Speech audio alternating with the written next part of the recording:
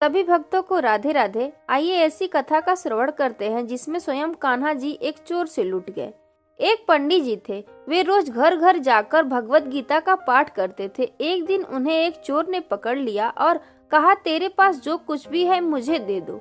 तब पंडित जी बोले कि बेटा, मेरे पास कुछ भी नहीं है, तुम एक काम करना, मैं यहीं पड़ोस के घर में जाकर भगवत गीता का पाठ करता हूँ। वो यजमान बहुत ही दानी लोग हैं। जब मैं कथा सुना रहा हूँगा तुम उनके घर में जाकर चोरी कर लेना। चोर मान गया। अगले दिन जब पंडित जी कथा सुना रहे थे तब वो चोर भी वहां आ गया। तब पंडित जी बोले कि यहाँ से मीलों दूर एक गांव है वृंदावन, वहाँ पर एक लड़का आता है जिसका नाम है कान्हा। वह हीरो जवाहरातों से लदा रहता है। अगर कोई लूटना चाहता है तो उसको लूटो। वो रोज रात को उस पीपल के पेड़ के नीचे आता है जिसके आसपास बहुत सी झाड़ियाँ हैं।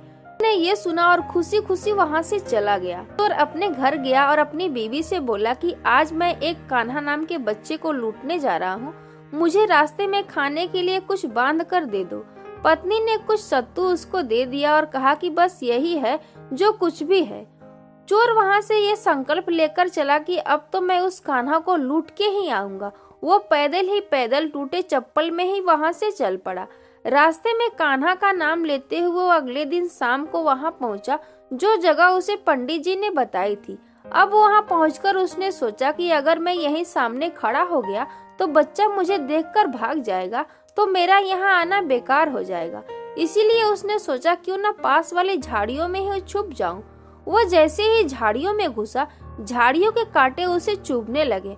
उस समय उसके मुंह से एक ही आवाज आई, कान्हा कान्हा। उसका शरीर लहूलुहान हो गया, पर मुंह से सिर्फ यही निकला, कान्हा आ जाओ, कान्हा आ जाओ। अपने भक्त की ऐसी दशा देख के कान्हा जी चल पड़े। तभी रुक्मिणी जी बोली कि प्रभु कहाँ जा रहे हो, वो आपको लूट लेगा। प्रभु बोले कि कोई बात नहीं, अपने ऐसे भक्तों के लिए तो मैं लूट जाना तो क्या, मिट जाना भी पसंद करूंगा। ठाकुर जी बच्चे का रूप बना के आधी रात को वहाँ आए। वो जैसे ही पेड़ के पास पहुंचे, चोर एकदम से बाहर आ गया और उन्हें पकड़कर बोला, ओ कान्हा, तूने मुझे बहुत दुखी किया है। अब ये चाकू देख रहा है ना, अब चुपचाप अपने सारे गहने मुझे दे दे। कान्हा जी ने हंसते हुए उसे सब कुछ दे दिया। चोर हंसी खुशी अगले दिन अपने गांव में वापस पहुंचा। सबसे पहले उसी जगह गया जहां पर पंडित जी कथा सुना रहे थे। जितने भी गहने वो चोरी करके लाया था उनका आधा उसने पंडित जी के चरणों में रख दी। जब पंडित जी ने पूछा कि यह क्या है, तब उसने कहा, आपने ही मुझे उस कान्हा का पता दिया था, मैं उसको लूट के आया हूँ और ये आपका हिस्सा है। पंडित जी ने सुना तो यकीन ही नहीं हुआ। वे बोले, मैं इतने सालों से पंडिताई कर रहा हूँ, वो मुझे आज तक नहीं मिला। तुझ जैसे पापी को कान्हा कहाँ से मिल सकता है। चोर के बार बार कहने पर पंडित जी बोले कि चल मैं भी चलता हूँ तेरे साथ वहाँ पर, मुझे भी दिखा कि कान्हा कैसा दिखता है। और वो दोनों चल दिए। चोर ने पंडित जी को कहा कि आओ मेरे साथ यहाँ पे छुप जाओ।